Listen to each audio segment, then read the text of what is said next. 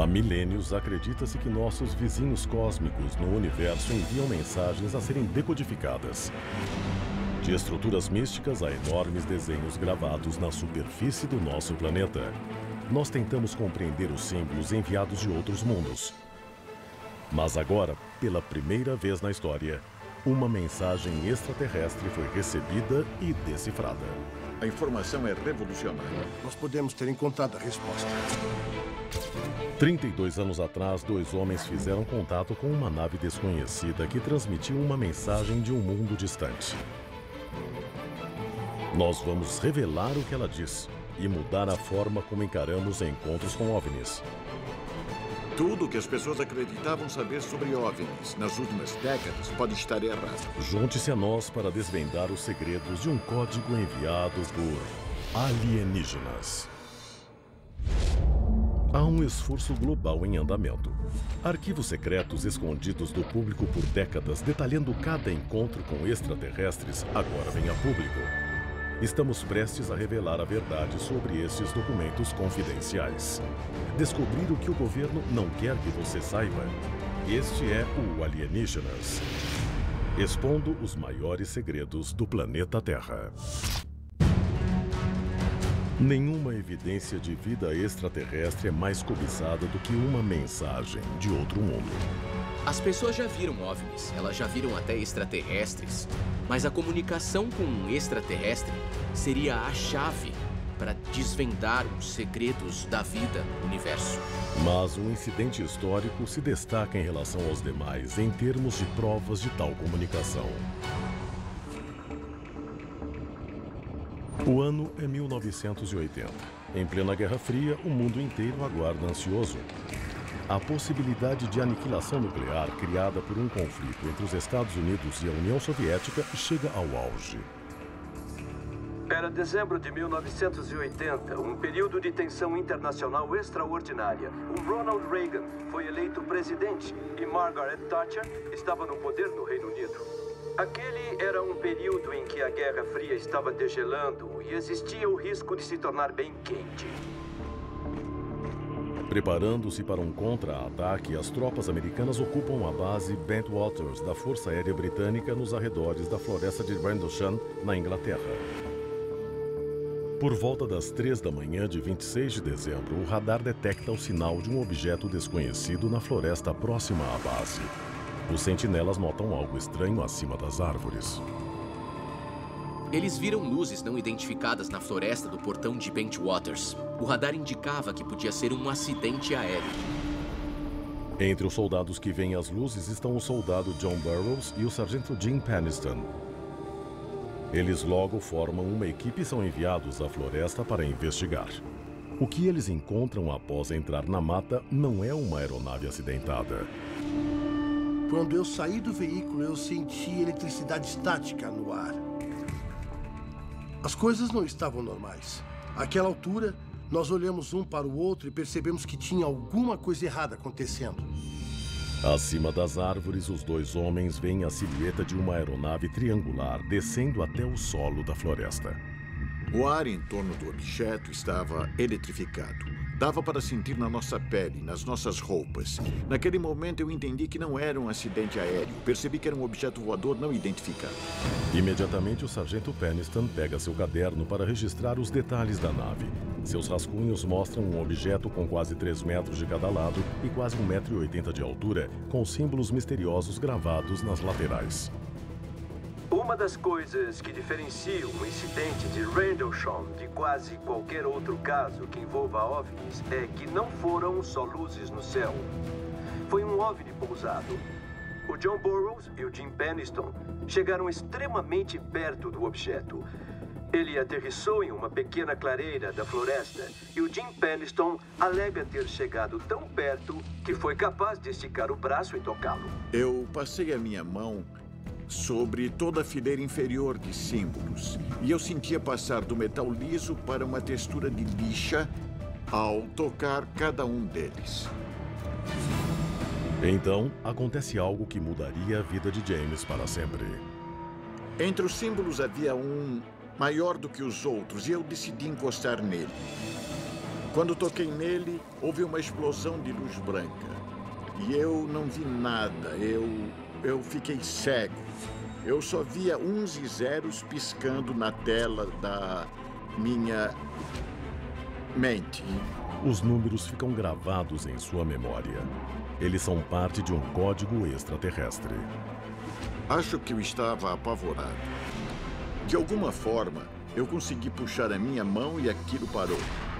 A nave começou a se mexer e sumiu num piscar de olhos. A seguir, os dois homens que avistaram a nave na floresta de Rendlesham revelam um segredo chocante sobre sua experiência naquela noite. E a busca pela verdade revela gravações reais de um dos contatos imediatos mais impressionantes de todos os tempos.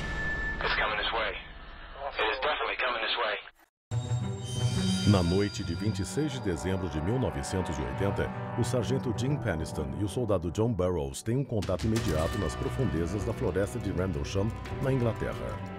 O encontro com uma nave extraterrestre deixa Penniston abalado, assim como a visão deixada por ela. Mas, ao relatar sua experiência, ele tem uma grande surpresa. A lembrança de John Burroughs do evento é totalmente diferente. Eu não me lembro de ver o John dar a volta na nave. Eu não me lembro de ele ter tocado na nave. Eu me lembro claramente de ele ter chegado perto de alguma coisa e de repente ele decolou e disparou rumo ao litoral. Mas o detalhe mais intrigante é que há uma diferença de horário em seus relógios sincronizados. Quase 45 minutos. O que nós encontramos afetou a nossa memória. Em algum momento, a eletricidade estática ou o que quer que fosse pode ter afetado a nossa memória ou pode ter afetado o que nós vimos. Quando John Burroughs e o Jim Penniston voltaram para a base, tinha-se passado mais tempo do que eles acreditavam. Mais do que isso, havia uma discrepância em seus relógios de pulso. O tempo parecia não apenas ter voado, como passado a velocidade diferentes para eles. Isso nos coloca em um território incomum. Mas, quando conversamos com o John e o Jim e com pessoas que investigaram o caso, começaram a surgir ideias extraordinárias. Ideias sobre viagem no tempo. A nave teria alterado a percepção de tempo dos soldados ou o tempo em si? A busca por respostas leva Burroughs de volta à floresta e revela evidências que desafiam a própria lógica. Arquivo confidencial. A gravação de Charles Holt. Na noite seguinte, John Burroughs se encontra com o comandante interino da base, Charles Holt, para reexaminar o local do encontro. Eles vasculham a área da suposta aparição e medem a radiação das árvores vizinhas. Bom, quando eu me encontrei com o Coronel Hall, uma das coisas que ele me disse foi que toda a comunicação via rádio daquela noite estava sendo gravada pelo posto de comando.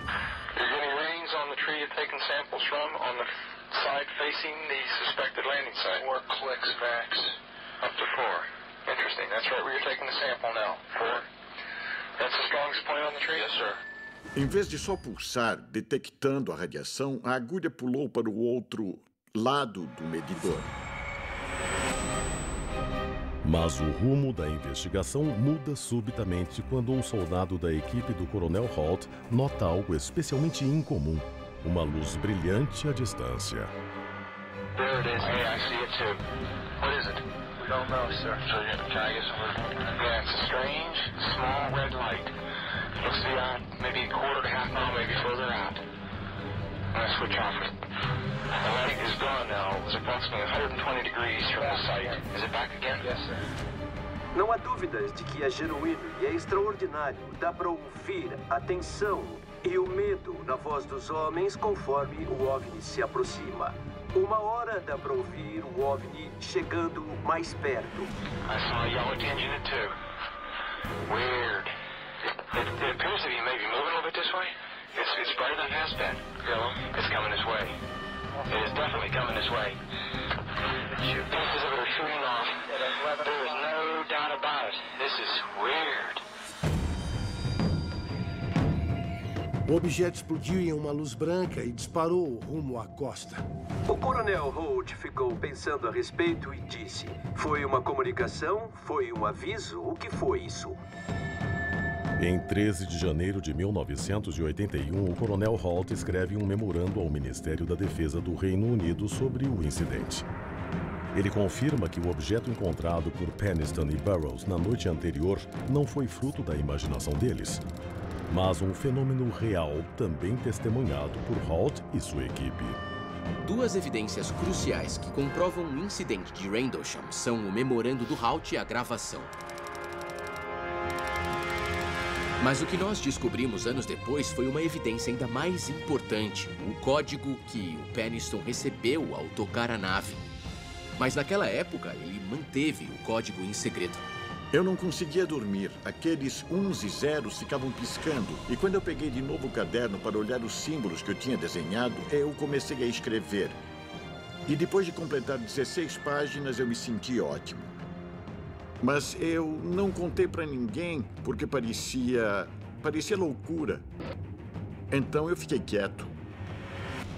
Em outras palavras, quando ele tocou a nave, ele sentiu um choque. E, de alguma forma, a informação foi transferida para ele. E ele se esqueceu, talvez tenha bloqueado a memória ou achado que não era importante. Veja, só mais de 30 anos depois, ele foi se dar conta de que tinha algo absolutamente vital em sua memória.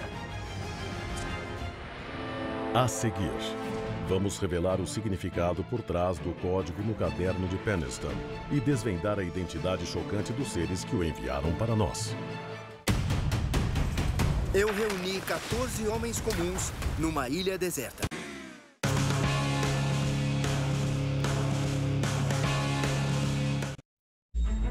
O sargento da Força Aérea aposentado Jim Peniston guarda um segredo por anos. 16 páginas de uns e zeros que ele recebeu em uma visão comunicadas por uma nave extraterrestre na floresta de Rendlesham. Por 30 anos, as páginas permanecem escondidas até um encontro casual com seu colega John Burroughs em 2010.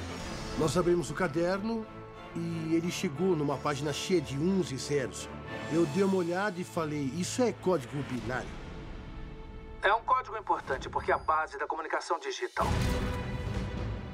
Em 1974, Carl Sagan e vários outros cientistas transmitiram uma mensagem na frequência de 2.380 MHz com uma potência de 1.000 kW em direção ao espaço.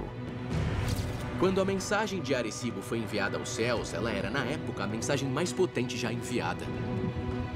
A mensagem foi enviada em forma de código digital, longas sequências de zeros e uns. Um tipo de comunicação conhecido como código binário. A forma mais fácil de entender o código binário é pensar nele como código Morse. O código Morse tem pontos e traços. O binário tem uns e zeros. Juntando 8 dígitos, nós temos um byte de dados. Quando nós decidimos enviar uma mensagem ao espaço na esperança de fazer contato com uma civilização extraterrestre, o código binário foi escolhido por cientistas por ser um tipo de linguagem universal. Se qualquer raça inteligente no universo dominasse a ciência, o código binário seria o mais fácil de ser decifrado. Então, quando enviamos a mensagem de Arecibo ao espaço, demos detalhes sobre a nossa localização no universo, sobre o DNA humano e alguns outros detalhes sobre quem nós somos enquanto espécie. Se Peniston realmente recebeu uma mensagem alienígena e conseguiu decifrá-la, eu acho que essa mensagem sozinha pode mudar a humanidade. Arquivo confidencial. O código alienígena. Em 2012, eu recebi 6 páginas do caderno de Jim Peniston. Elas tinham código binário e pediram para eu checar se tinha uma mensagem. Nick Sisk foi contratado para analisar as 6 primeiras páginas do código de Peniston e determinar se elas tinham algum significado. Eu duvidava que fosse encontrar qualquer coisa naquelas anotações em código binário, mas eu digitei os uns e zeros no meu computador e passei pelo meu tradutor. Eu fiquei chocado ao descobrir uma mensagem curta. Nela dizia exploração da humanidade. Tinha o que pareciam ser coordenadas de latitude e longitude. E no fim, contínua para avanço planetário. Quando eu vi a mensagem, eu senti um calafrio na espinha. Eu juro que não esperava encontrar absolutamente nada no código.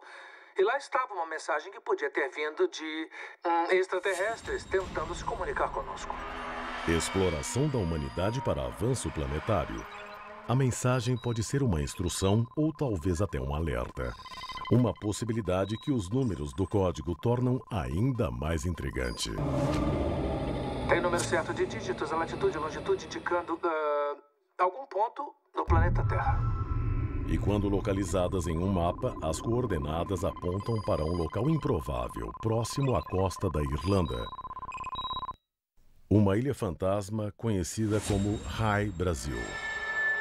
High Brasil pode ser considerada a Atlântida Celta.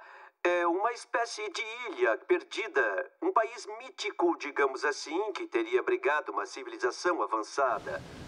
De acordo com as lendas, aqueles que viram High Brasil descrevem o lar de uma civilização rica e muito avançada, cuja arquitetura consistia em torres douradas e domos majestosos. Até que, subitamente, no fim do século XIX, a ilha literalmente desapareceu do mapa. Mas nas páginas seguintes, a análise revela outras coordenadas de locais em todo o mundo. O código binário mostra claramente coordenadas por todo o mundo. E essas coordenadas apontam para o sudoeste dos Estados Unidos, em Sedona, América Central, América do Sul, Grécia, Egito e um local na China. Muitos especulam que a mensagem esteja indicando locais de origem de ancestrais alienígenas no planeta Terra. Mas a história vai além do que fomos levados a acreditar. Muita gente acredita que esse código binário pode ser a prova cabal que confirma não só o mistério da floresta de Rendlesham, como também todo o mistério das aparições de OVNIs. Mas para entender totalmente a mensagem é preciso responder a uma pergunta: quem a enviou à raça humana? E talvez a revelação mais chocante do evento de Rendlesham seja que Jim Penniston acredita ter a resposta. Porque uma raça que viajou milhares de anos-luz brincaria de esconde-esconde com a gente e passaria uma mensagem em código. Por que ela estaria em inglês? Porque a nave teria desenhos como uma aeronave americana. Existem milhares de perguntas como estas. Isso não parece extraterrestre. Aquilo não era um OVNI. O que eu vi foi um veículo nosso, um veículo do futuro. Talvez o código alienígena seja uma mensagem da nossa própria espécie. Se Jim Penniston estiver certo, a verdadeira mensagem do código é uma garantia de que a humanidade sobreviverá por muitos séculos. E a revelação chocante de que todos os relatos de OVNIs no planeta Terra podem ser um vislumbre do nosso futuro.